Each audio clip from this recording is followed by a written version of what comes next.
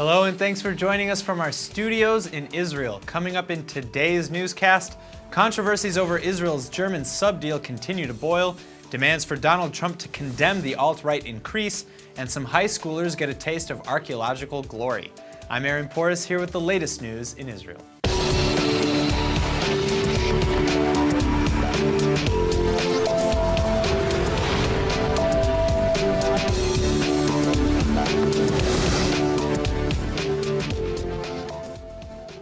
New evidence has reportedly just come to light concerning the brewing corruption scandal over Israel's recent purchase of 3 submarines from Germany.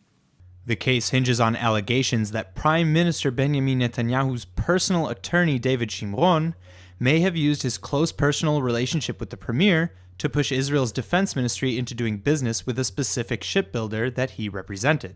Israel's Channel 10 News now says it has a copy of a 2014 internal email sent by the ministry's legal advisor to the Director General. The letter complained that Shimron called to say he wanted the competitive bidding process to be stopped and for the German ThyssenKrupp Marine Systems to get the contract, quote, as directed by the Prime Minister. The legal advisor wrote that he also received an inquiry from the head of the National Security Council on Netanyahu's behalf.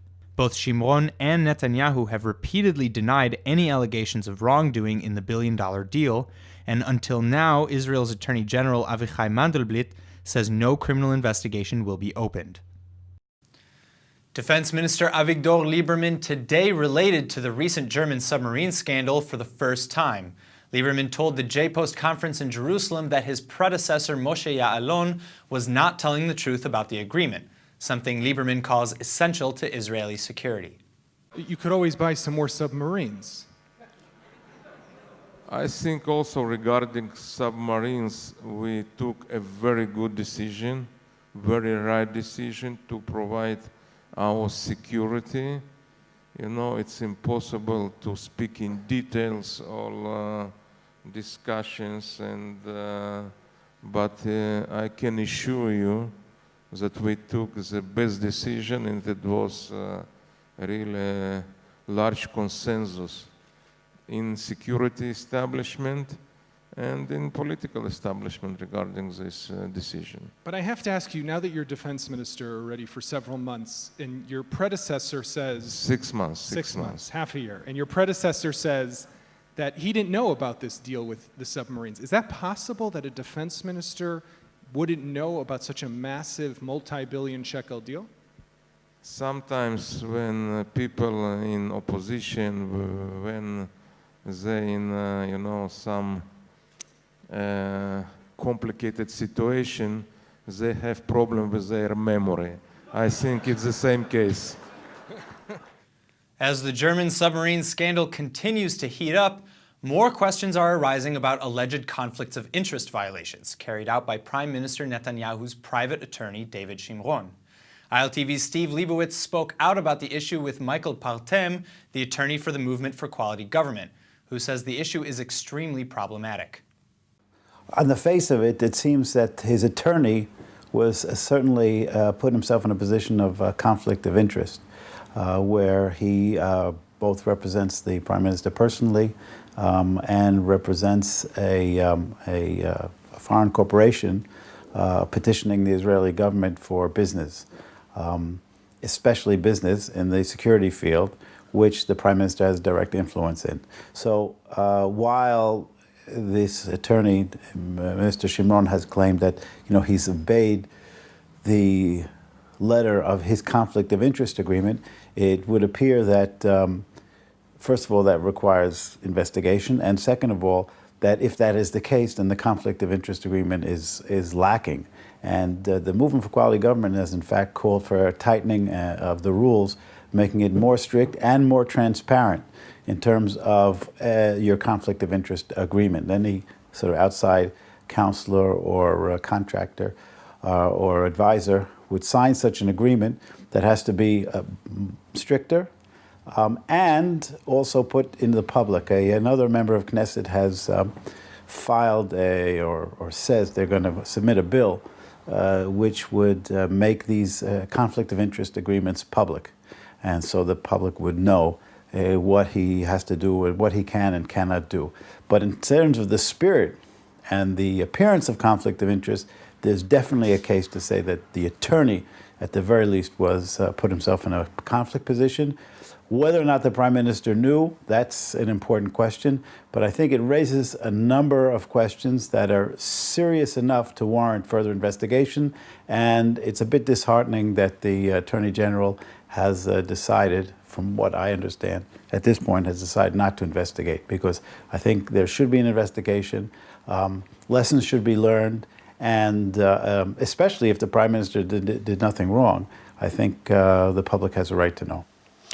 David Shimron is the attorney of Prime Minister Netanyahu, a personal attorney. Not every prime minister had his own private attorney dealing with his matters.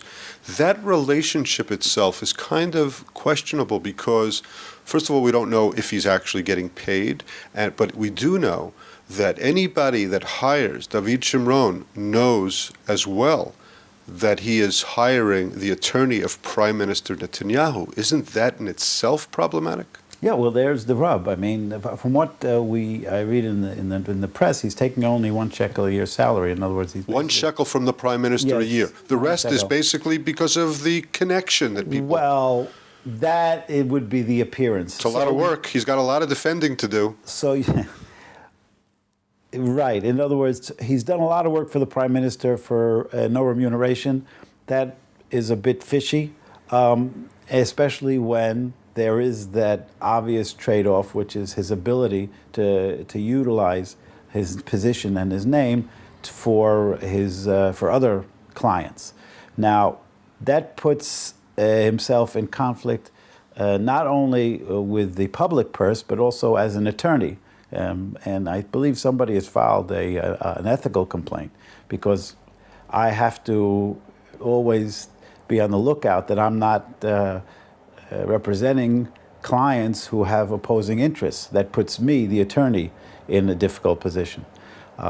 So these rules have to be, while wouldn't deny the prime minister or any government official the right to have a limited number of outside and private advisors, it's quite clear that there has to be very strict confidentiality agreements in place, and more has to be done. Both here in Israel and abroad, there's been rising backlash against the alt-right conference held by white supremacist group in Washington, D.C. this past weekend. All eyes are now on President-elect Donald Trump to see if and how he responds. The Simon Wiesenthal Center issued a statement insisting that U.S. President-elect Donald Trump explicitly denounced the meeting, where participants were filmed making Nazi salutes and shouting out "Hail Trump." Other footage showed the head of the white nationalist National Policy Institute, Richard Spencer, ranting in German and alluding to Jewish control of the media. The center branded such behavior as, quote, sickening and beyond the pale. The leader of Israel's centrist Yesh Atid party is also speaking out. Yair Lapid is calling for Trump, as well as sitting President Barack Obama, to immediately issue public condemnations against expressions of Nazi sympathy and fascism, as well as rising anti-Semitism. Lapid's late father, Tommy, was also an Israeli politician who survived the Holocaust, although many of his relatives were murdered during the Second World War. Lapid says that one of the greatest mistakes humanity ever made was a failure to recognize the danger of fascism early enough and tackle it head-on. In response to the NPI meeting, a spokesperson for Trump's transition team remarked that the president-elect, quote, has continued to denounce racism of any kind and will be a leader for every American, end quote. Trump's appointment of Steve Bannon as chief strategist has fueled concerns, however, over allegations that he supported the alt-right movement in his former job as head of Breitbart News. Born in Ethiopia, Lieutenant Colonel Avraham Yitzhak came to Israel at age 19. Earlier this week, the Army has now promoted Yitzhak to full colonel, a first for an Israeli of Ethiopian descent. Being a medical physician, Yitzhak will serve as the chief medical officer of the IDF Southern Command. But this isn't even Yitzhak's first major first. At only age 16, he began medical school in Addis Ababa, then completed his studies at Ben-Gurion University to become the first Ethiopian Israeli to complete medical studies. He was also the first Ethiopian to serve as an IDF combat doctor. Among his many achievements, Yitzhak served as senior surgeon in the IDF field hospital following the 2010 earthquake in Haiti.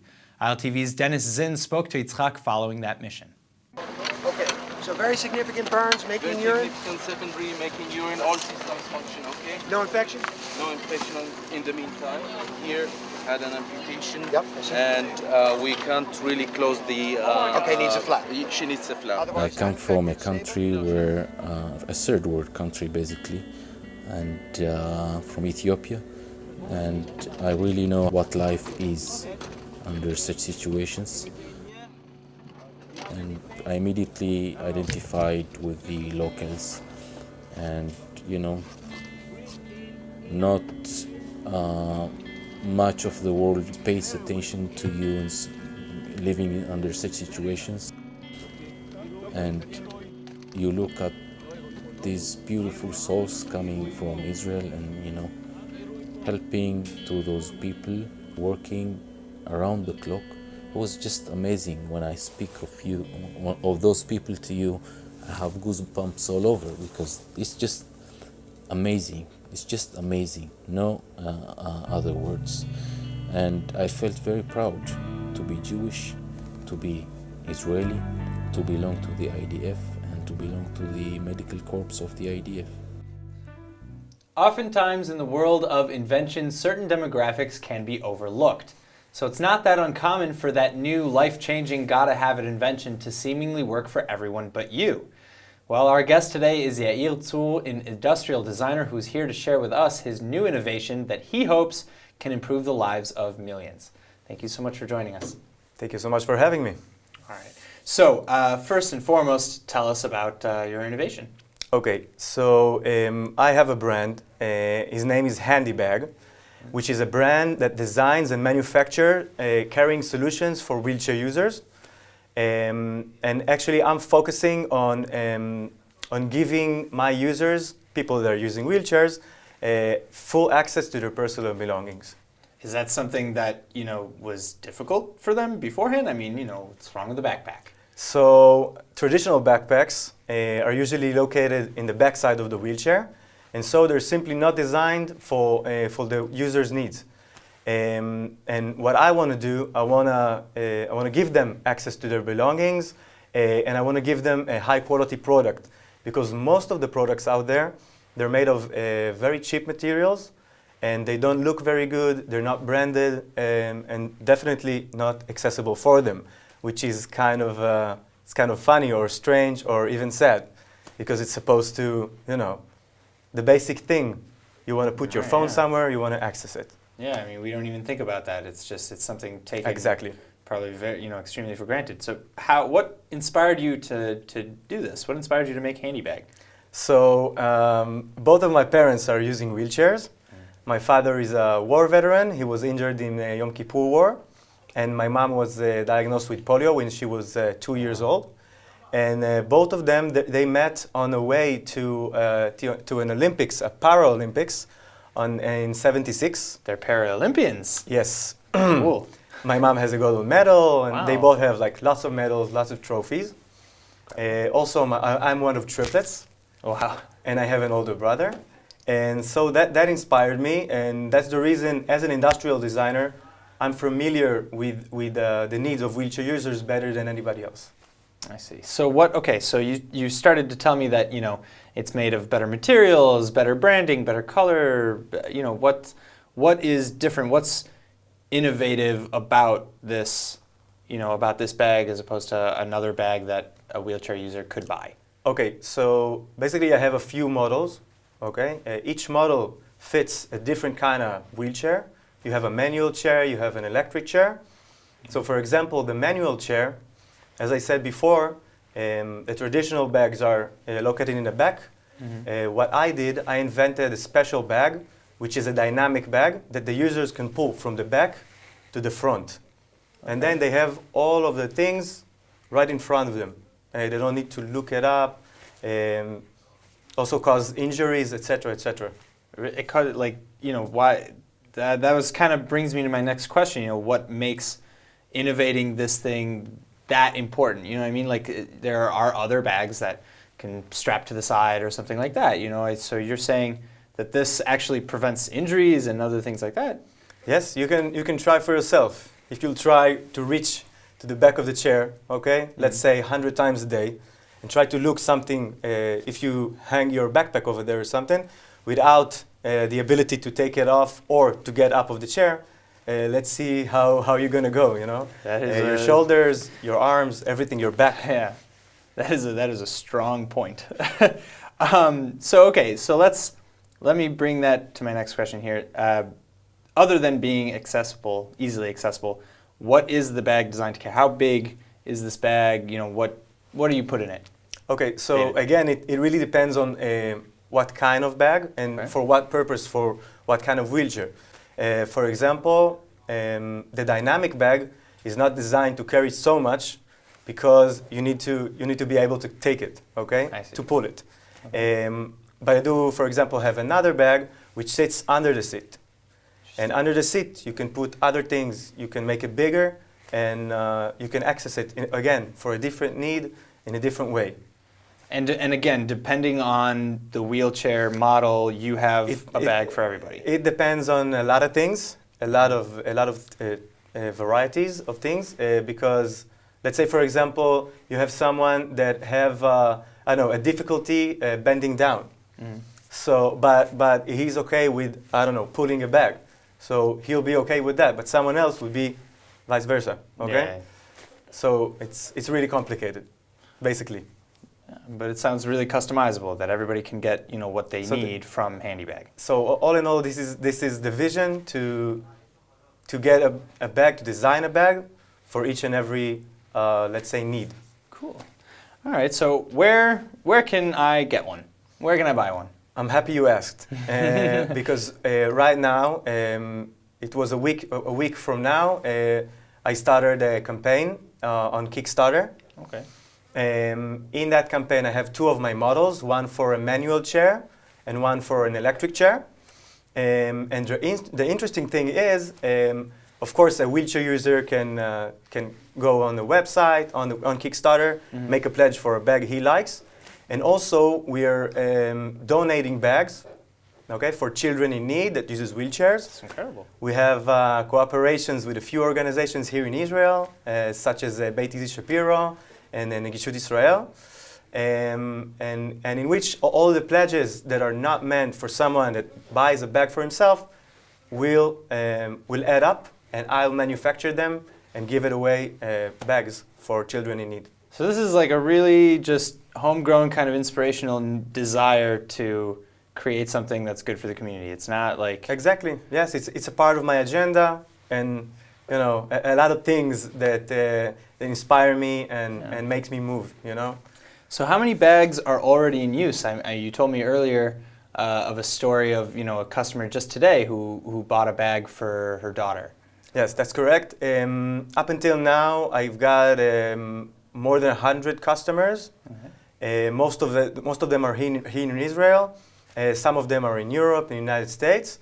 And I need to get the word out, tell people about the campaign, and help me reach my goal. So far, we've reached half of the amount we requested. That's at $10,000 in 7 days. And of course, the more the merrier, because it'll just help me and help the community to establish this brand. Yeah. I think that's a brand that's, let's say, he's got a place in the world. The world is waiting for this kind of brand. You can ask if you have a friend or someone using wheelchair, you can ask them about this problem that I'm describing here. I wanted to ask, how many people can this effectively help? I mean, I don't know the demographics of wheelchair bound. Okay, so let me tell you. So first of all, 1% of the general population in the world are using wheelchairs. What is that, 600 million more? No, we're talking about 80 million people. 80 million. In the United States alone, we're talking about 3.5 million people. Oh yeah, my math is terrible. No, that's okay.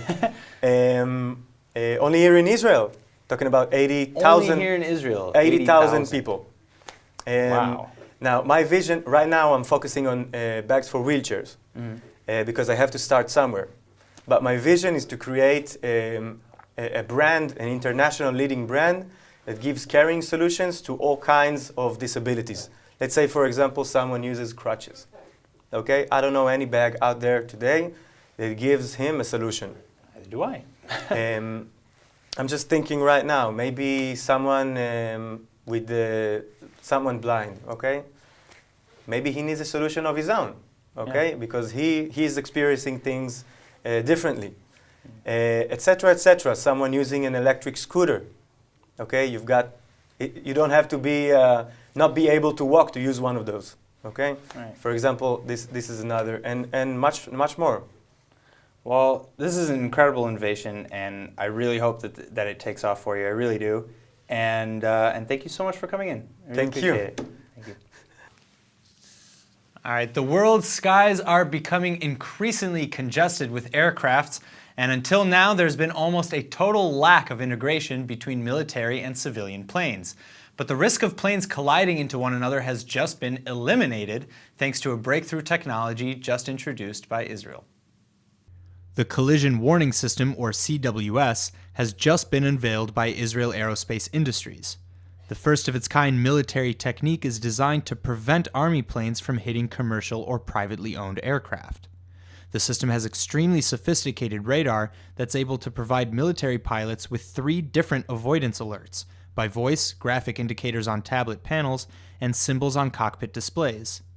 CWS succeeds in creating a complete picture of the current aerial situation based on the existing and projected flight paths of all aircraft flying in the area.